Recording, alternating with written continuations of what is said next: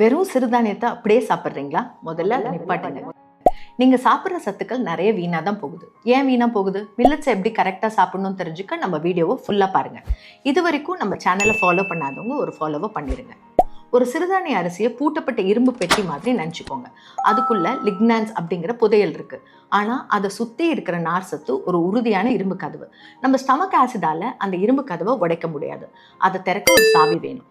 அந்த சாவி நம்ம பெருங்குடல்ல இருக்க நல்ல பாக்டீரியா கிட்ட தான் இருக்கு. ஆனா இங்க தான் ஒரு ரகசியம் இருக்கு. அந்த சாவியை திருப்ப பாக்டீரியாவுக்கு ஃபியூவல் வேணும். எக்ஸாம்பிள், திணை பொங்கல்ல சேர்க்கிற நெய் சும்மா ருசிக்காக மட்டும் இல்லை, இதுதான் அந்த பாக்டீரியாவுக்கான எரிபொருள். இந்த நல்ல கொழுப்பு கிடைச்சாதான் அந்த பாக்டீரியா இரும்பு கதை ஓபன் பண்ணி சத்துக்களை ரத்தத்துல சேர்க்கும். ஸோ மில்லட் சமைக்க இதுதான் கோல்டன் ரூல். ஊற வைங்க, புளிக்க வைங்க, மறக்காம நல்ல கொழுப்பை சேருங்க. எந்த சிறுதானியத்துக்கு எந்த நல்ல கொழுப்பு சேர்க்கணும்னு ஒரு லாங் வீடியோ நம்ம யூடியூப் சேனலில் அப்லோட் பண்ணியிருக்கேன். அதுக்கான லிங்க் நான் கமெண்ட்ல பின் பண்ணியிருக்கேன், செக் பண்ணுங்க.